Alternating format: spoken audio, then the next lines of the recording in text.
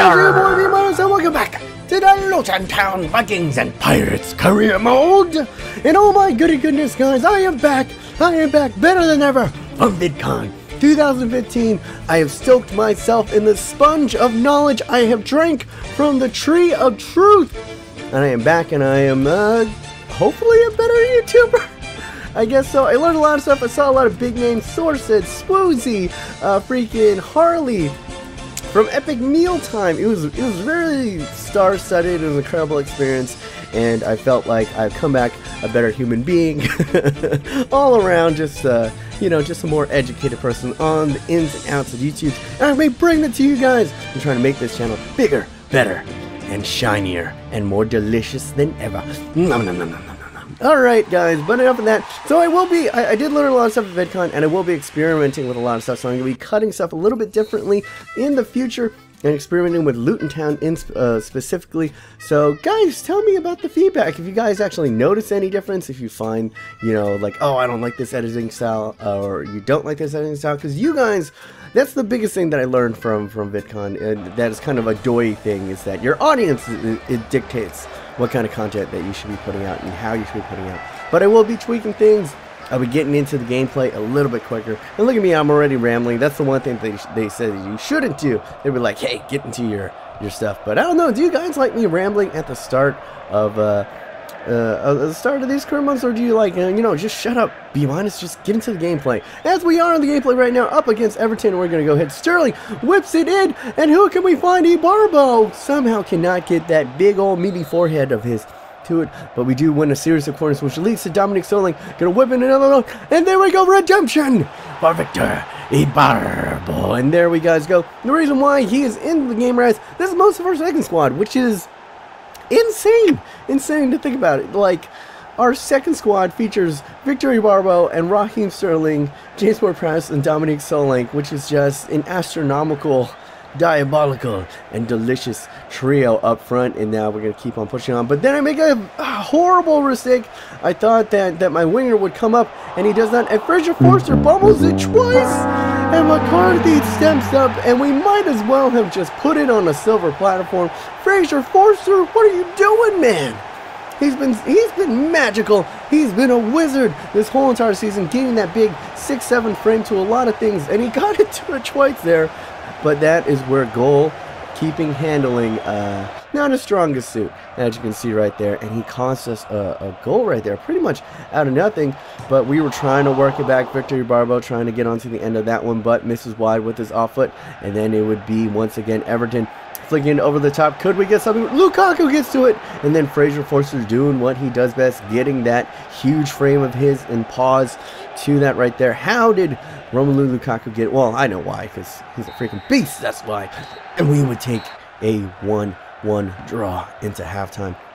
But leading out on the halftime, as you can see right here, they are playing it over to the side, and it goes ahead and whips in, and McCarthy is an absolute monster. Oh my goodness. It's just a little bit, I played a little bit aggressively. I couldn't, that was just like, I don't know, that's one of the harder angles to defend at when they're kind of running at you. And yeah, not the best defending, sloppy defending on my part. And that will lead all of a sudden from a 1-goal lead to now we're down 2-1. And DeAndre Yedlin trying to get another one.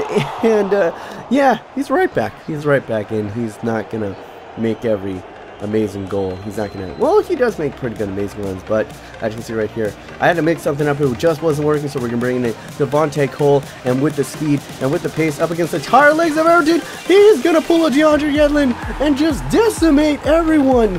I don't even think an Everton player got within 2 yards of Devontae Cole, who just straight up, I don't know how to describe it, Lionel Messi, he just picked it up and ran.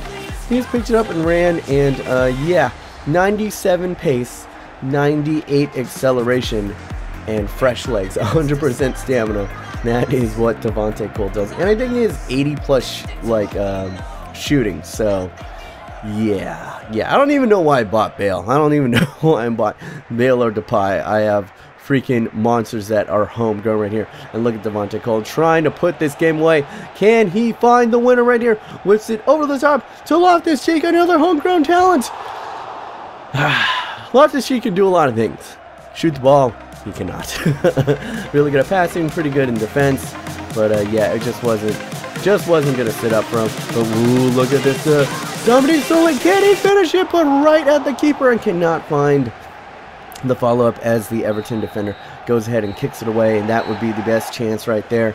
And we're gonna have to settle for another draw in the Barclays Premiership. I would have liked the win, but I'll accept it. But we need to get more wins. We need more W's, guys, if we're going to win the Barclays Premiership. And that is our main goal this year. We won pretty much everything else except, you know, save Europa. But I feel like winning the Super Cup is kind of like winning Europa without dropping back into Europa. And now we're into a Champions League Cup match up against Ajax right here. And look at our group. Pretty. That's okay, I guess. You know, Shaka and Ajax and Spartak Moscow. Not too bad, but we are starting the first teamers right here. Daniel Sturridge, Gareth Bale, Memphis Depay, or as he likes to be called now, Memphis apparently is in there. And look at that, Zivkovic, aka Zurkovic, playing for the Ajax side. A little bit weird seeing him actually at Ajax, because I just watched him in career modes that you basically see him on every other team besides Ajax, if you do that. And then look at Depay trying to pull a Devontae Cole, but cannot swing it over, and Pogba skying it over the net, but it wouldn't even matter because he was offsides. But still, I would have liked him to put that on the net a little bit. And then Malkiat coming up. This is what I like to do, apparently. If you guys know anything, I just like to make runs with my left backs and right backs.